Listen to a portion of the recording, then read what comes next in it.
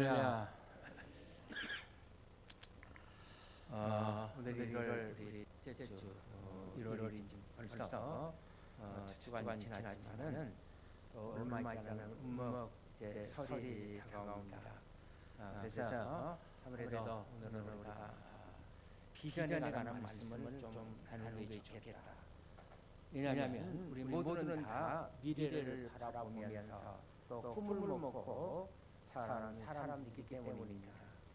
우리가 힘들어도 아직도 삶을 포기하지 않고 인생을 살고 있는 중요한 이유는 무엇인가 어떤 꿈들이 우리의 삶을 붙들고 있기 때문입니다. 그러나 중요한 문제는 그 꿈이 단순히 인간의 욕망이 아니라 이것이 어떻게 우리의 개인의 욕심을 넘어선 하나님의 비전을 위해서 주의 자녀로서 하나님으로부터 거룩하게 쓰임을 받을 수가 있냐는 것입니다. 저는 오늘 아침 이 비전적으로 인생을 살아가는 가장 중요한 샘플로 우리의 믿음의 조상인 아브라함을 통해서 하나님이 우리 목장교회와 그리고 우리 성도들 개개인이 주신 주님의 현미한 음성을 들으시기를 바랍니다. 자, 아브라함을 통해서 본 비전의 도구로 인생을 사는 비결이 뭘까요? 첫째는 우리의 삶에서 여러분 두려움을 극복할 수 있어야 합니다. 무엇보다 먼저 두려운 마음을 극복할 수가 있어야 돼요. 자, 비전을 방해하는 가장 큰 장애물은 무엇보다도 저는 두려움이라고 생각합니다. 우리의 마음이 여러분 어떤 두려움에 사로잡히게 되면 우리는 더 이상 미래를 설계할 수도 없고 또 꿈을 꿀 수도 없게 됩니다. 과거 미국 땅에 경제 공황이 찾아왔을 때 당시 미국 대통령 프랭클린 루즈벨트는 그의 대통령 취임사에서 당시에 두려움에 빠져있던 국민들에게 이런 현명한 메시지를 남겼습니다.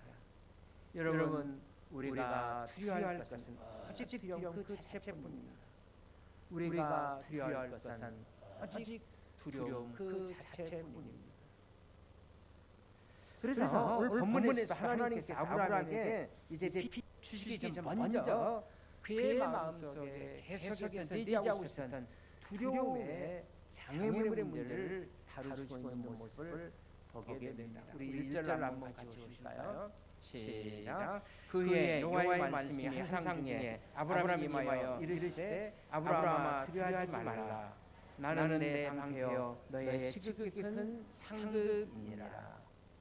자, 여기서 맨 먼저 아브라함에게 다가오시는 하나님의 여러분 첫 번째 음성이 무엇입니까? 여러분 두려워하지 말라는 말씀이에요. 두려워하지 말라. 자, 오늘 본문의 배경 형성하는 여러분 창세기 15장을 보시기 전에 여러분 14장을 보시면 자, 아브라함의 조카 롯이 전쟁 중에 전쟁 포로가 됩니다. 아브라함은 자기 조카 롯을 구출하기 위해서 일종의 기습 공격을 통해서 조카 롯을 구출하고 전쟁에서 이제 승리를 거두게 됩니다.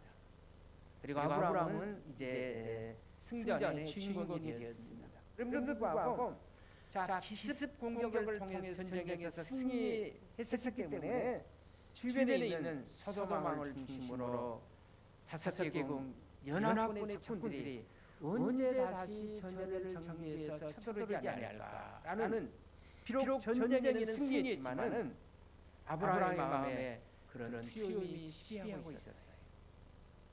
또 한 가지는 아브라함에게는 그의 인생에 있어서 해결되지 못한 하나의 큰 숙제가 있었습니다.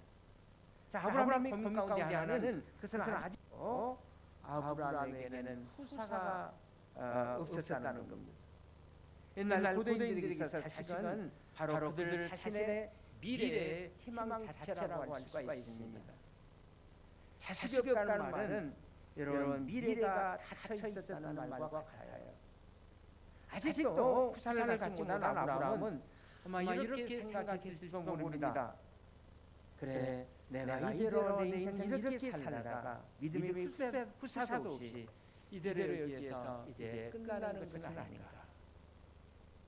이런저런 생각에 그 마음에 불안과 두려움이 지배하고 있었던 어느 날 하나님께서 이제 아브라함에게 말씀하세요. 아브라함이 임하십니다.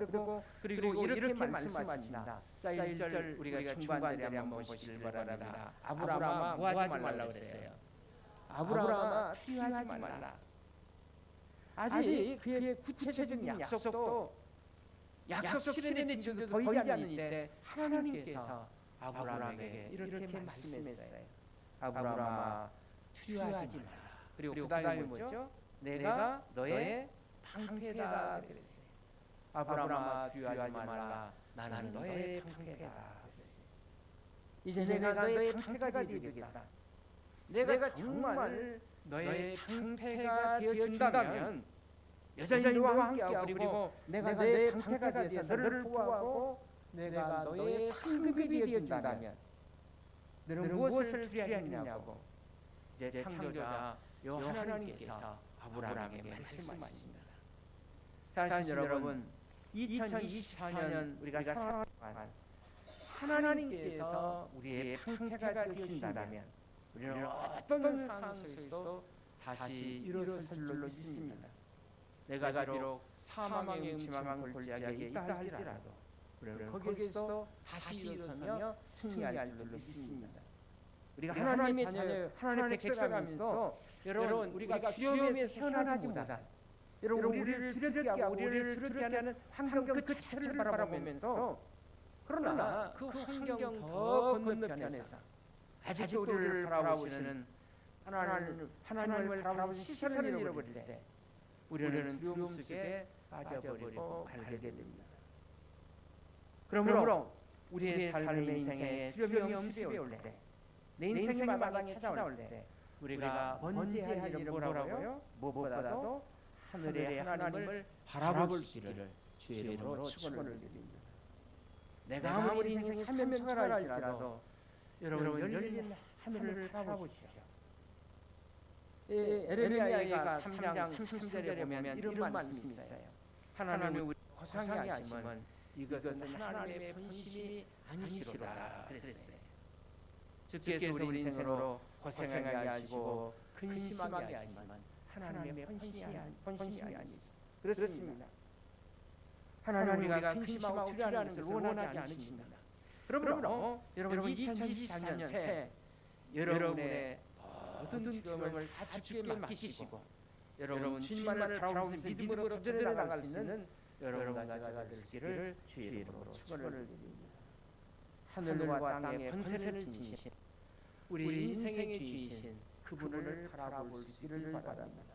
이렇게 될 때 우리는 두려움을 넘어서 2024년 다시 우리의 가정과 직장이 그리고 우리가 하는 모든 일들이 주 안에서 회복되며 승리할 줄로 믿습니다. 그리고 인생의 새로운 기전을 우리가 꿈꾸게 될 것입니다. 자, 우리가 어떻게 비전의 도구로 살 수가 있는가? 첫째로 두려운 마음을 극복할 수 있어야 돼요. 그래서 두려움을 극복하기 위해서는 하나님을 바라볼 수 있어야 된다고 말씀을 드렸습니다. 자, 이렇게 하나님을 바라봤다면 그 다음에 우리가 뭘 해야 되는가? 여러분 기도할 수 있기를 바랍니다. 두 번째 이제 자신의 기절을 위해서 여러분 집중적으로 기도하셔야 합니다. 아브라함의 여러분 기도의 샘플이 오늘 본문 2절에 나와 있어요. 우리 2절 한번 같이 보실까요? 전반절 보시면 시작. 아브라함이 이르되 주 여호와여 무엇을 내게 주시려 하나이까. 자, 거기까지. 자, 아브라함이 말하기를 하나님 내게 무엇을 그리면 주시겠습니까? 이제 아브라함의 기도가 시작됩니다. 하나님이 아브라함에게 내가 너의 방패야, 내가 너의 상급이야 그렇게 말씀하니까 아브라함이 하나님께서 내게 무엇을 줄까 하는 인상을 받습니다. 그러면 하나님 저에게 무엇을 주시겠습니까? 이제 아브라함의 기도가 여러분 시작이 됩니다. 아마도 처음 아브라함은 하나님께서 이제 전에 약속했던 그 아들을 상속자로 내게 주시려나 그렇게 생각할 것 같아요. 그래서 어떻게 응답합니까? 자, 12절 하반부에 보시면 나는 자식이 없사오니 나의 상속자는 이 다메섹 사람 엘리에셀이다 그랬어요. 자, 이 말은 무슨 얘기냐면 하나님 이제 저는 너 더 이상 나이가 많이 들어. 그리고 제 아내 사례도 거의 90살이 다 됐는데 이제 자식을 낳을 수 없고 생산할 수도 없습니다. 저는 이제 아이 낳는 것을 포기했습니다. 그래서 저 갈대아우 다메섹 땅에서 약속의 땅을 지날 때 다메섹 땅에 데려온 똑똑한 엘리에셀이 있는데 그종 엘리에셀을 저의 상속자로 삼겠습니다. 그랬더니 하나님께서 어떻게 말씀하시죠? 너 아니라는 거예요. 그 종은 내 상속자가 아니라는 거예요.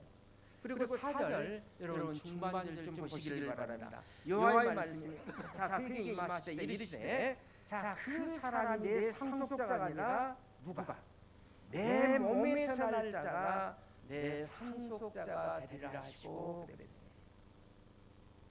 하나님은 말씀하시기를 내가 됐던 그 종 엘리에셀이 내 상속자가 아니다. 내 몸에서 낳는 자가 내 상속자가 된다. 그렇게 말씀하셨어요. 아마도 이 말씀을 들은 아브라함은 이 말씀의 뜻이 아마 무슨 뜻인지 어리둥절했을 겁니다. 그때 하나님은 이런 아브라함을 어느 날 밤 불러내세요. 그리고 아브라함에게 come 나를 따라오너라. 아마 그 밤은 유난히 별이 빛나는 밤이었을 겁니다. 아브라함이 이제 하나님의 인도받아 어두운 밤 뜰 밖으로 나왔습니다. 하나님 다시 아브라함에게 이렇게 말씀하십니다. 아브라함아 내 하나님 오늘 밤 별이 유난히도 빛나고 많지. 네, 참 많습니다. 그러면 아브라함아 이 별들을 세어보지 않겠니? 그래서 아브라함이 여러분 별을 세기 시작해요. 별 하나 별 놀라도 별셋 나세. 하나님 하늘의 별들이 쏟아질 것처럼 너무 많아 셀 수가 없습니다. 그때 하나님께서 여러분 5절 하반절에 어떻게 말씀하시죠? 아브라함아 내 자손이 이 하늘의 별들처럼 많아질 것이고 내 자손이 바로 그와 같을 것이다. 있습니까? 하나님은 아브라함에게 이런 시청과 교훈을 통해서 그에게 비전의 그림을, 비전의 영상을 하나님이 아브라함에게 교육시켜 주셨던 것입니다. 저는 이렇게 상상해 봅니다.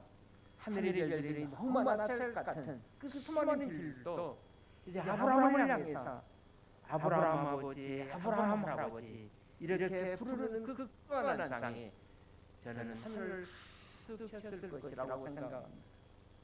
여러분 이것이 바로 비전인 줄로 믿습니다. 여러분 비전은 당장 눈으로는 볼 수 없지만은 미래를 보는 것, 여러분 그것이 비전이 아닙니까? 그런데 아브라함이 그 비전을 붙들기 시작해요. 여러분 아브라함의 엎드림의 단순한 기도, 하나님 제게 무엇을 주시겠습니까? 라는 아브라함의 기도로 시작됐다는 것을 여러분 기억하시길 바랍니다. 미국 일록교회 필 하이빌 목사는 기도는 곧 비전의 모태다. 기도가 비전의 산실이다. 이런 말씀을 했습니다. 그렇습니다. 여러분 기도에서 비전이 태어나기 때문에 그렇습니다. 저는 성경적인 비전과 인간적인 야망은 조금은 다르다고 생각합니다. 인간적인 세속적인 야망은 여러분 성경적인 야망과 다를 수가 있습니다. 인간적인 야망은 단순히 내 마음속에서 시작이 되지만은 여러분 성경적인 비전은 기도부터 시작되는 줄로 믿습니다. 여러분 모세가 본래부터 이스라엘 백성들을 엑소더스 출애굽시켜야 되겠다 그런 꿈을 꿨습니까? 아니에요. 모세는 그런 계획도 그런 꿈도 꾸지 않았습니다. 당시 모세는 어느 날 자기 백성들이 고통당하는 모습을 보고 하나님 앞에 엎드립니다. 자 이렇게 하나님께 그가 엎드려 기도하기 시작했을 때 하나님은 애굽에서 억압받고 있는 백성들의 신음소리를 모세로 하여금 듣게 하십니다. 그리고 들어서는 출애굽 그의 마음속에 비전이 잉태되기 시작한 것입니다. 내가 이 백성을 하나님이 조상들에게 약속하신 그 가나안 땅으로 내가 데리고 떠나야지. 여러분 이것이 바로 모세에게 주신 출애굽의 비전이었던 것입니다. 여러분 느헤미야를 생각해 보십시오. 포를 끌려는 느헤미야는 페르시아 가사에 가서 평생 종으로 살아야 할 자신이 감히 상상할 수 없는 성경국의 장관으로 영전이 됩니다. 장관이 됐어요. 그래서 그는 자신의 조국 이스라엘에 돌아갈 계획이 전혀 없었어요. 저국의 기국의 꿈도 꾸지 않았습니다. 계획도 없었습니다. 그러던 어느 날 저국 예루살렘으로부터 들려오는 소식을 들어요. 자기 지역에 들어간 백성들이 할 수 없고 고통을 당하고 삶의 여건의 삶을 포장받지 못하고 있으며 그들을 지켜 바치고 있었던 성들도 다 무너지고 말았다는 이런 안타까운 소식을 들은 느헤미야는 드디어 하나님 앞에 엎드려 기도하다 합니다. 이렇게 그가 금식하며 기도하기 시작했을 때 느헤미야의 마음속에 그래 내가 최후에 돌아가서 백성들에게 이루가 되게 성벽을 쌓으면 안 될까? 성벽 재건의 비전이 그가 기도하는 순간에 이제 태어난 것입니다. 여러분 하나님은 그에게 성벽 재건의 비전으로 그의 가슴을 뜨겁게 역사하셨어요. 그렇습니다. 여러분 인간의 단순한 인간적인 야망으로 여러분 인생의 삶을 걷고 싶습니까? 그렇다면 마음이 시키는 대로 하시면 됩니다. 그것이 아니고 그 이상의 꿈, 내가 원하는 인생 그 이상으로 나를 창조한 하나님, 그 하나님이 나를 통해서 최고의 꿈을 받으시려 하신 그 하나님의 도구로 쓰임받는 정말 인생의 삶을 내가 갈망하고 계신다면 여러분 하나님 앞에 엎드려 기도하시길 바랍니다. 신지하게 엎드려 기도하십시오. 그리고 하나님 앞에 흔들려 엎드려서 기도해 보시길 바랍니다. 저는 이렇게 생각합니다. 막연히 기도하면 막연히 응답한다. 그러나 여러분 내가 간절히 기도할 때 하나님은 그 기도를 여러분 집중적으로 응답해 주실 줄 믿습니다. 나를 향한 하나님의 이 구체적인 성경적인 비전을 받고 싶다면 구체적으로 여러분 성경에 나와 있는 아브라함처럼 기도해 보시길 바랍니다. 하나님 이제부터 제가 무엇을 하면 되겠습니까? 바로 이 순간 여러분 기도가 여러분의 비전을 잉태하게 만드는 놀라운 기도의 비전이 시작된 줄로 믿습니다. 자, 우리가 어떻게 비전의 도구로 인생의 삶을 살 수가 있는가? 첫째는 우리의 마음속에 있는 두려움을 극복해야 된다. 그러기 위해서는 하나님을 바라보고 엎드려야 된다고 말씀을 드렸어요. 그러나 그 비전을 이루기 위해서는 우리가 구체적으로 그 비전을 가지고 기도하셔야 된다는 말씀을 드렸습니다. 이제 세 번째 결론의 말씀입니다. 자, 하나님이 내게 주신 그 약속의 말씀을 약속의 말씀 속에 담겨있는 비전의 약속을 우리가 믿으셔야 합니다. 아무리 내게 비전이 주어도 비전이 보여도 그 비전을 하나님이 내게 주셨다. 이것을 내가 확신할 수 없다면 그것은 비전이 아니라 결국은 몽상, 꿈에 그치고 말게 되기 때문입니다. 그러므로 믿음이 비전을 잉태하는 첫 시스템입니다. 하나님이 아브라함을 불러놓고 이렇게 말씀하셨습니다. 내 자손이 하늘의 무별처럼 그렇게 많아지리라. 자, 내 후손이 앞으로 이 하늘의 한처럼 많아지리라. 지금 아들도 없는 상황 아닙니까? 이제 아브라함이 어떤 반응을 보입니까? 우리 6절을 한번 같이 보겠습니다. 시작. 아브라함이 여호와를 믿으니 이를 그의 의로 여기시고, 자, 거기까지. 자, 오늘 성경에 보니까 아브라함이 여호와를 믿으니 하나님께서 내 후손이 하늘의 별처럼 많아지겠다고 말씀하시니까 아브라함이 하나님 그 말씀대로 될 줄로 우리를 얘기하면 믿습니다. 믿었다는 거예요. 그렇게 하나님께서 그것을 뭐로 여기셨다? 의로 여기셨다는 거예요. 여러분, 하나님은 우리를 축복하시기를 원하십니다. 여러분 성경에 여러분 우리가 신년에 여러분들이 교회 가서 말씀 다 보셨죠? 다 좋은 말씀이에요. 막 가련다가 목매다가 죽는다 그런 말씀 보면은 그는 하나도 없을 거예요. 다 좋은 말씀이에요. 근데 성경의 말씀들이 다 귀하고 좋은 말씀이지 않습니까? 그러니까 그 말씀을 내 가슴속에 담을 때 거기에서 이제 열매가 맺게 되는 거죠. 전에도 한번 말씀드렸습니다만은 자 교회는 얘기하지 않습니다. 어느 큰 교회 우리나라에서 아마 첫 번째 아니면 두 번째일 거예요. 그 목사님이 학교 다닐 때 교수 목사님께서 말씀 주시면 딱 손을 펴고 있다가 그냥 가슴에 담는 그 친구들이 참 이상해서 말씀할 때마다 그러니까 좀 이상이 나요. 근데 그 친구 목사님이 간증하는데 그 목사님 그대로 되더라고요. 여러분 아무리 귀한 말씀을 들어도 그것을 내 마음 밖으로 떨쳐버리면 돌짝밭 가시떨기밭으로 내 마음이 변해버리면 그 말씀이 내게 들어오지 않아요. 열매를 맺을 수가 없어요. 그러나 그 말씀이 아브라함처럼 인간적으로 불가능해 보이지만 하나님께서 말씀하셨기 때문에 여러분 그 말씀이 있는 그 아브라함의 믿음을 하나님께서는 시험해 보시고 아브라함을 의롭다라고 축복하신 것입니다. 하나님이 이렇게 꿈꾸는 사람들을 기뻐하시고 그 꿈을 믿는 사람들을 하나님께서는 의롭다고 여겨주십니다. 그래서 하나님은 그런 사람들을 쓰셔서 하나님 나라의 뜻을 이 땅에 펼치고자 하십니다. 우리는 이런 비전의 사람들을 가르쳐서 우리 영어로 미셔너리 혹은 비전이라고 그렇게 부릅니다. 우리는 하나님의 미션을 갖고 하나님 뜻을 펼쳐가는 하나님 나라의 주인공으로 여러분과 제가 그렇게 아브라함처럼 쓰임 받을 수가 있다는 것입니다.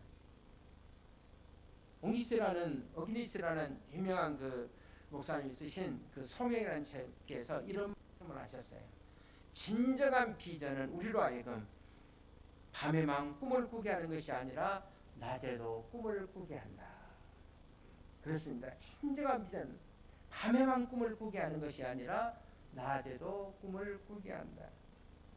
낮에도 꿈을 꾸는 사람들, 낮에도 그 꿈이 보이는 사람들, 그리고 진정한 비전애들은 그 비전을 보는 그 순간부터 그 비전을 실현하기 위해서 액션, 이제 행동으로 옮기기 시작합니다. 여러분, 이들이 바로 비전을 이루는 역사의 주인공이 된 줄로 믿습니다. 이들이 바로 비전을 이루는 여러분 하나님 나라의 주인공이 된 줄로 믿습니다. 결국 인생은 두 가지 유형으로 저는 나누어진다고 생각합니다. 두 가지 유형은 자 비전을 붙들고 사는 사람과 또 하나는 생존에만 매달려 사는 사람이에요. 여러분 뭘 선택하시겠습니까? 비전의 인생을 선택하시겠습니까? 아니면 그냥 생존만 하는 인생을 선택하시겠습니까? 어떤 사람은 유일한 생존의 목표가 오래 사는 것, 장수를 목표로 하는 사람들이 있어요. 여러분 아내들이 제일로 싫어하는 남편이 어떤 사람인지 아세요? 제가 인터넷 찾아봤더니 생명보험에 들어놓지도 않고 축구하고 운동만 열심히 하는 남편 싫어합니다. 여러분 오래만 사는 거 무슨 의미가 있겠어요? 오래 사는 것을 여러분 상법으로 말한다면 여러분 예수님은 몇 년 사셨습니까? 그런 의미에서 보면 예수님의 삶은 뭐예요? 우리 인간적으로 보면 실패라고 할 수가 있지 않습니까? 그러나 누가 여러분 예수님을 실패자라고 말할 수가 있겠어요? 우리가 예수님을 그토록 사랑하고 사모하고 그 예수님을 높이고 구주로 참여하는 이유, 그분의 인생은 여러분 비전을 따라가는 삶의 인생을 사셨기 때문에 그렇습니다. 여러분 예수님의 비전이 뭐라고 생각하십니까? 그것은 바로 인간 구원에 있어요. 그렇다면 쌤, 우리 성도들의 비전이 뭡니까? 여러분과 제가 그리스도의 제자라면 제자의 비전이 뭡니까? 요한 19장 10절을 보면 인자가 온 것은 그 다음에 뭐예요? 잃어버린 자를 찾아 구원하려 함이니라 그랬어요. 이것이 바로 누구의 비전? 예수님의 비전이셨어요. 그리고 예수님은 그 비전을 위해서 일관성 있게 삶을 사셨어요. 예수님이 십자가를 지기 전에 이런 말씀하셨어요. 요한복음 10장 24절에 오면 자 하나의 밀이 땅에 떨어져 죽지 않으면 하나를 그대로 있고 죽으면 많은 열매를 맺느니라. 내 죽음을 통해서 많은 사람들이 구원을 받을 수 있다면 내 죽음을 통해 수많은 사람들이 구원을 받고 영생을 얻을 수 있다면 나는 기꺼이 십자가를 지겠다. 여러분, 예수님의 십자가의 선택은 단순히 죽음의 선택이 아니라 예수님에게 있어서는 여러분 피전의 선택의 줄로 믿습니다.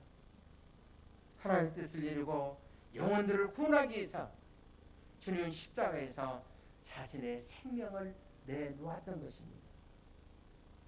그리고 주님이 죽으심으로 우리가 구원을 받고 영적으로 새로운 삶을 살게 되는 거 아니에요? 그렇습니다. 여러분, 주님의 죽으심은 실패한 것이 아니라 새로운 비전으로 성공적인 삶을 우리에게 보여주셨어요. 예수님의 제자 사도 요한은 오늘날 역사가 다 한 그날 예수님의 성공적인 삶을 궁극적으로 선포하는 놀라운 우주적인 축제에 우리들이 참여하게 될 것이다. 그렇게 예언을 합니다.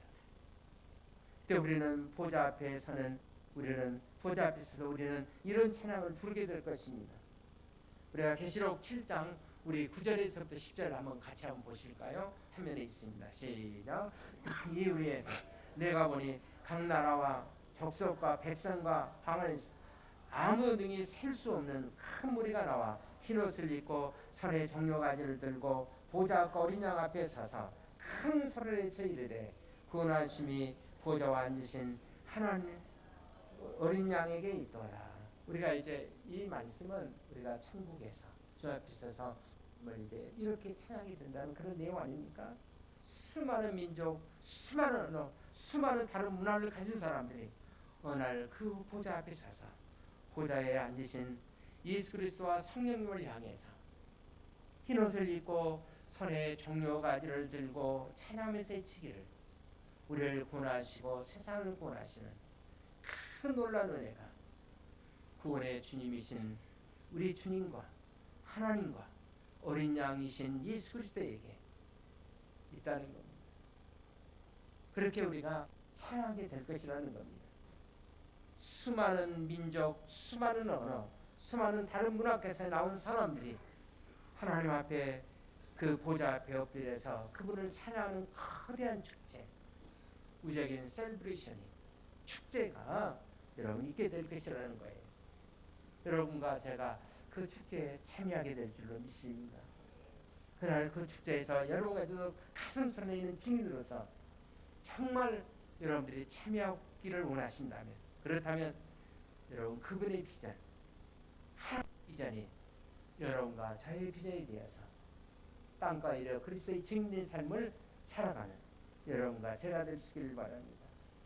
하나님께서 올해도 우리 목장교회에 주신 여러 가지 비전들이 있습니다. 또 우리 개개인들에게 주신 은사가 있고 탤런트가 있고 비전들이 있습니다. 그렇다면 여러분과 저를 통해서 하나님께서 꼭 이 땅에 세우고 싶어 했던 그런 교회, 그리고 그 주님의 비전을 모든 성도들이 같이 공유하는 교회, 그래서 작은 목장세를 통해서 그 안에 12제자, 다시 한번 그리스도의 닮은 12제자들을 세워갈 수만 있다면, 그래서 예수를 믿고 예수를 사랑하고 예수 그리스도의 12제자를 이런 목장들을 우리가 세워갈 수만 있다면, 우리 목장교회는 주님 앞에 주님께서 이 땅에 꼭 세우고 싶었던 그런 교회를 세워갈 줄로 믿습니다. 이것이 바로 우리 교회가 존재하는 이유이고 우리 인생들이 존재하는 이유이고 이것이 바로 우리 공동체들이 존재하는 이유입니다. 이제 를 마무리하면서 다시 여러분들에게 중요한 질문을 던지고자 합니다. 여러분은 비전의 인생을 선택하시겠습니까? 아니면 그냥 생존하는 그런 인생을 사시겠습니까? 다시 질문을 바꿉니다. 당신의 선택은 비전입니까? 아니면 생존에만 있습니까? 기도하겠습니다.